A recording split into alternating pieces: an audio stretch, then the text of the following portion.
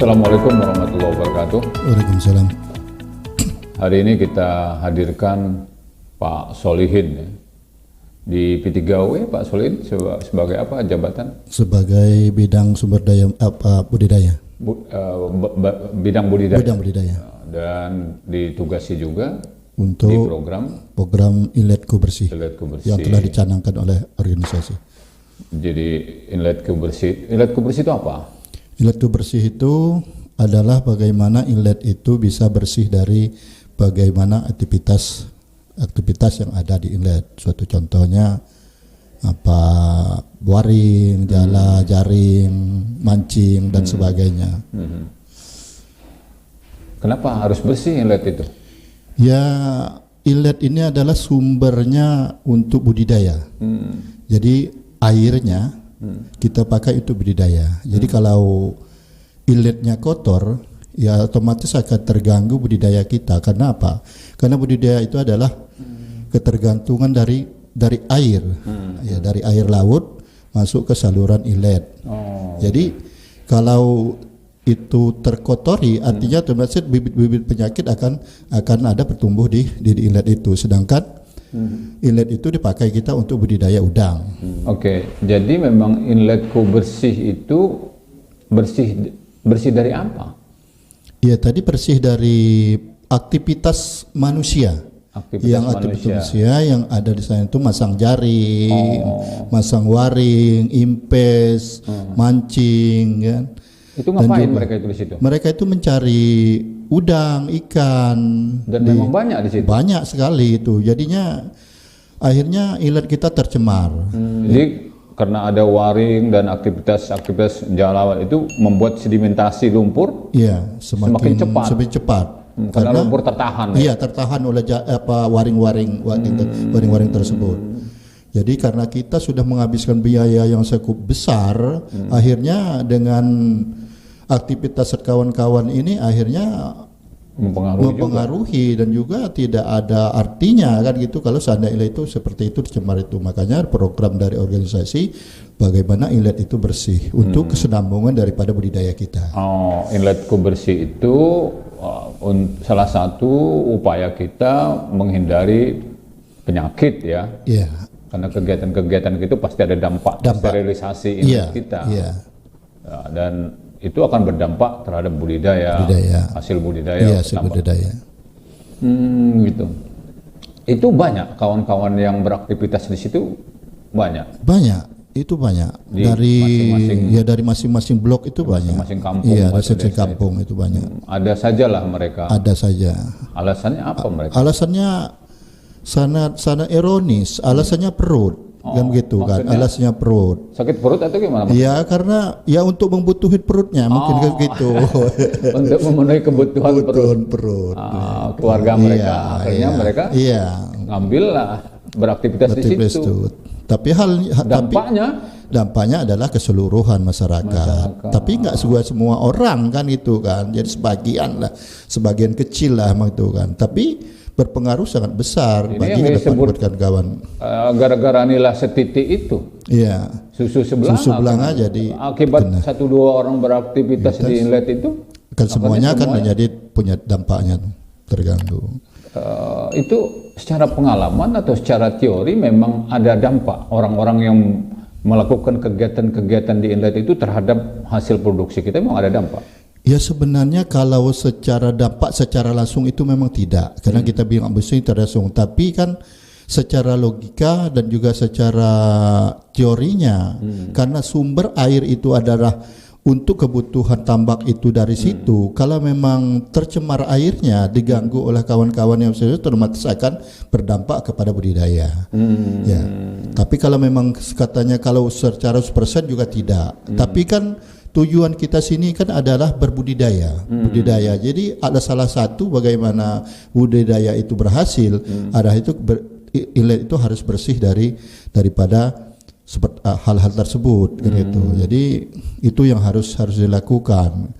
Karena terus terang kawan-kawan ini Ya sebenarnya kalau tadi mengatakan alasan perut itu juga nggak juga seperti itu karena persoalan ini kan iya, semuanya sama. iya, karena kalau kita juga sama semua, petambak juga kan. Kenapa kok bisa mereka mengeluhkan perut mereka, yang lain juga tidak kan gitu kan. Dan juga kita lihat juga dalam segi perekonomian juga kawan-kawan itu sama aja.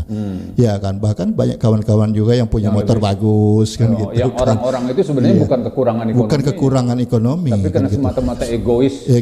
Ya karena dan mau enak cepat gitu. Iya, karena memang menjanjikan karena ya yang kawan-kawan kita lihat yang masang impes, masang jaring itu kalau per hari itu dalam waktu yang memang kondisinya memang agak bahasa mereka itu ruap segala macam itu nggak mati dari ya kalau pegawai negeri ya putus lah gitu.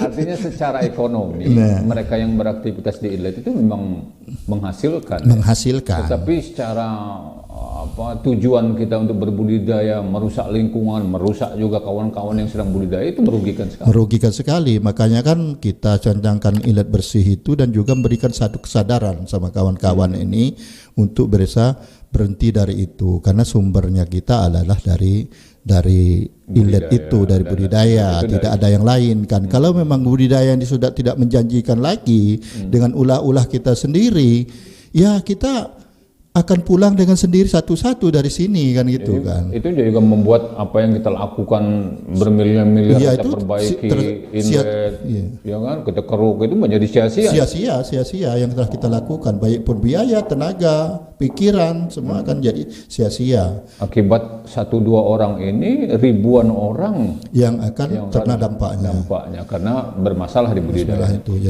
Jadi itulah yang dicanangkan oleh ketua kemarin ya dalam waktu kita yang ulang tahun kemarin kan gitu dicanangkan bagaimana inlet bersih. Jadi kita harapkan program-programnya bagaimana?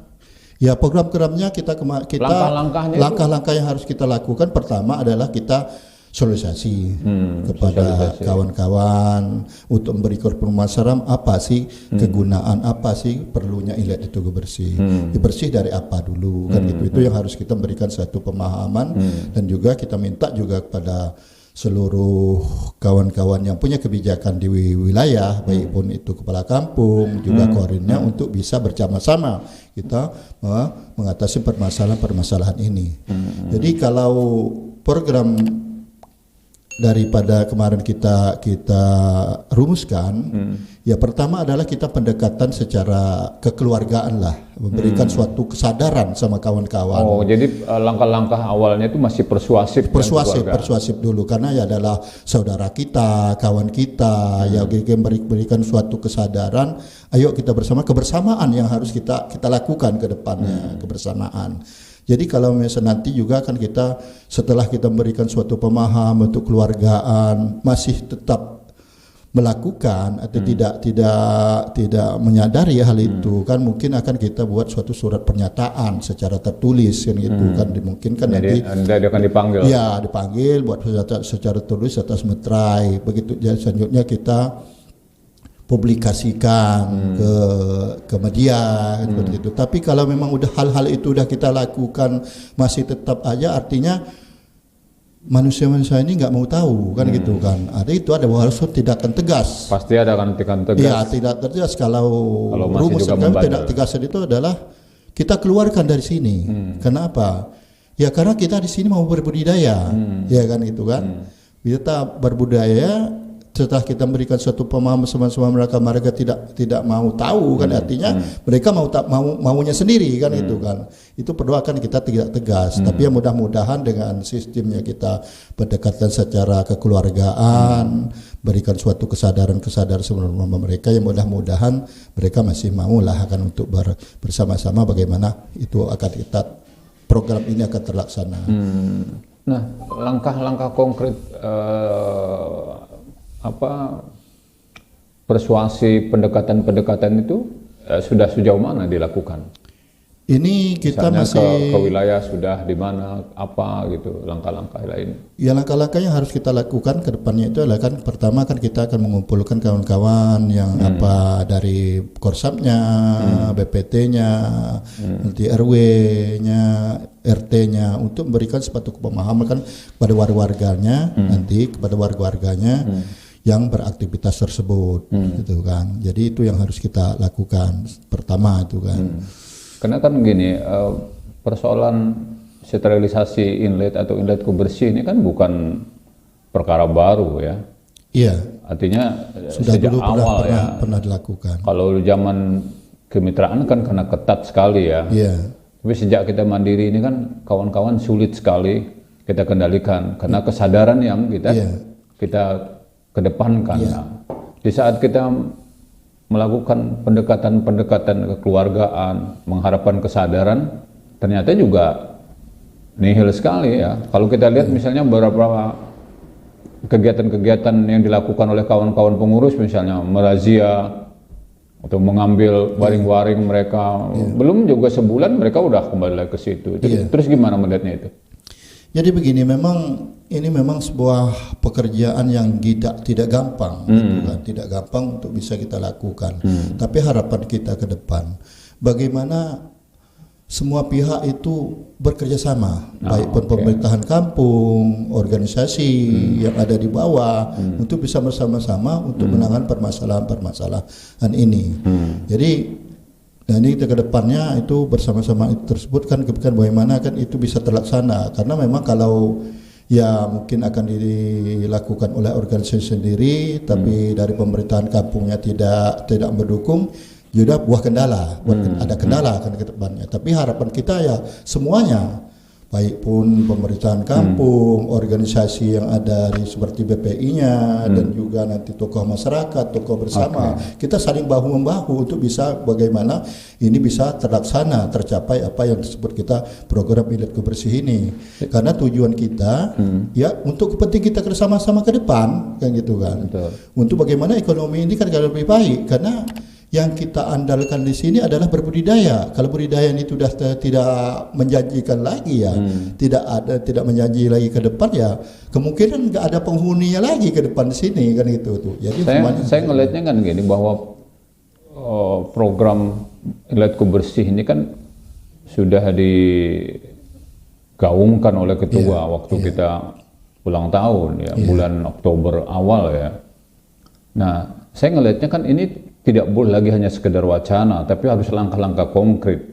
Nah, sebagai penanggung jawab program, ini langkah-langkah konkretnya itu sudah sampai mana? Ini kan udah Oktober, September, November, udah 3 bulan juga. Ya, langkah-langkahnya apa yang? Ya, kemarin kan belum pendekatan itu termasuk misalnya pendekatan ke masyarakat, pendekatan struktur organisasi dan pendekatan dengan lembaga pemerintahannya sudah sejauh mana?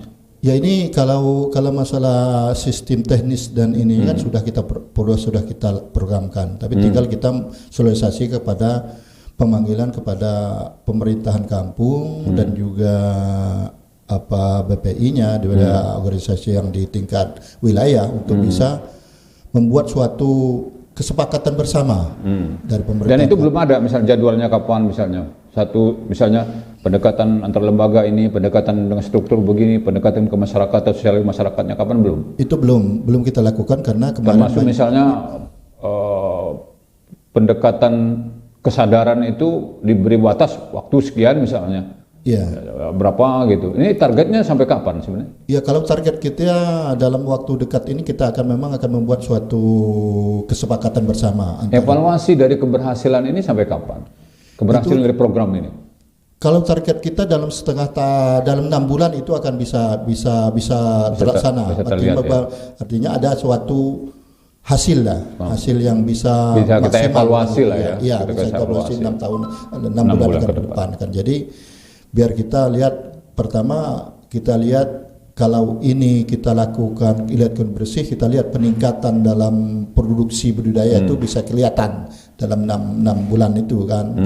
Kalau 3 bulan mungkin belum, kalau 6 bulan mungkin akan kelihatan hasilnya kan itu kan. Kalau kita lihat dari yang disampaikan oleh Pak Solehin tadi itu, saya belum melihat misalnya secara jelas gitu pendekatan-pendekatannya itu apa bentuknya? Misalnya pendekatan keluarganya itu bentuknya apa gitu?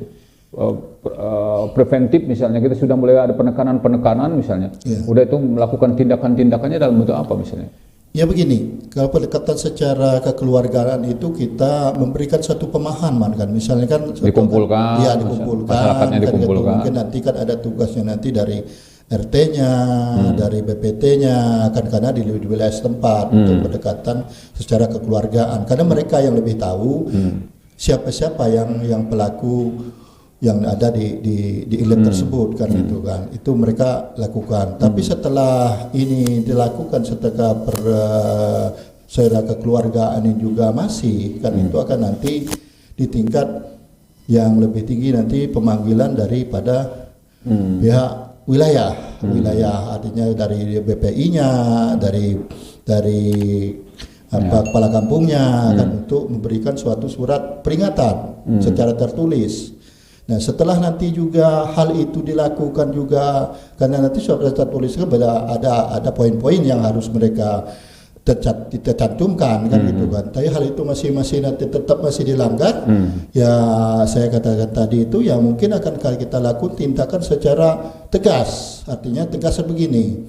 Jadi kita minta mereka untuk keluarlah dari Dipasena ini kasarnya kan itu kan.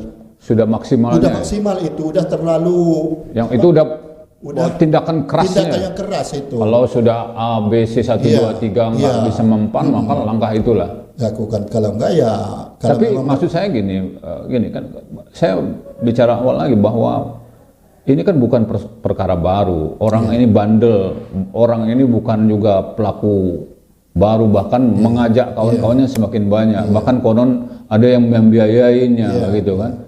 Nah maksud saya itu bahwa program ini nggak boleh main-main, nggak boleh setengah-setengah, ya kan? Kita harus benar-benar programnya jitu aja belum tentu jitu kan? Betul. Kita buat program yang mendetil saja belum tentu berhasil, apalagi kita setengah-setengah. Maksudnya itu yang saya ingin sampaikan. Bagaimana tanggapan? Ya makanya kan kalau memang sudah kita lakukan secara maksimal, kan udah maksimal ini kan, udah kekeluargaan udah kita lakukan, bikin surat pernyataan udah kita lakukan, masih tetap itu ya itu tadi harus kita secara tegas kita minta mereka dengan kesadaran keluar dari sini, karena kita ini adalah mau berbudidaya, ya kan, mau berbudidaya bukan mau jadi nelayan kan, itu mau berbudidaya. Jadi bukan di inlet itu tujuan kita, tapi ditambak itu hasil. Itulah yang tujuan kita, yang satunya ada di dua lot itu untuk bisa memenuhi kebutuhan kita dan masa depan kita. Kalau seandainya itu masih dilakukan orang-orang yang tidak bertanggung jawab ini, ya masa depan kita akan suram. Terakhir saya lihat Pak Solihin, seberapa optimis Pak Solihin sebagai penanggung jawab program Inletku Bersih ini berhasil gitu? Saya masih bisa optimis kalau dilakukan kebersama-sama. Kalau bersama-sama. Sama-sama tadi saya dari awal itu. Tapi kan mau nggak mau kan orang akan tergantung betul dari figur-figur P3W untuk menyelesaikan ini.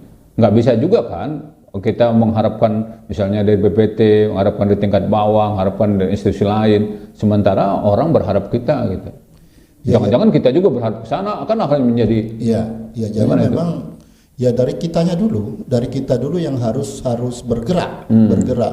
Bila perlu nanti ya dari BPP itu bentuk suatu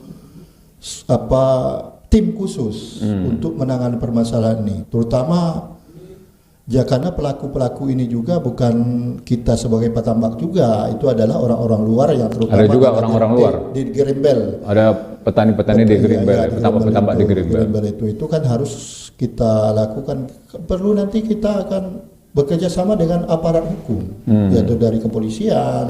Kita ajak untuk bersama-sama untuk hal-hal ini kita ini kan. Oke, Pak Solihin, terima kasih. Kawan-kawan sekalian, kita bincang-bincang Pak Solihin. Beliau ditugasi sebagai penanggung jawab program Inletku Bersih tahun ini. Mudah-mudahan apa yang diprogramkan ini berhasil, karena keberhasilan budidaya petambak di Pasana itu tergantung betul dari sterilisasi atau inletnya bersih. Mudah-mudahan ini manfaat bagi masyarakat dan kita semua. Terima kasih Pak Solihin. Sama-sama. Mudah-mudahan sukses. Assalamualaikum warahmatullahi wabarakatuh. Waalaikumsalam.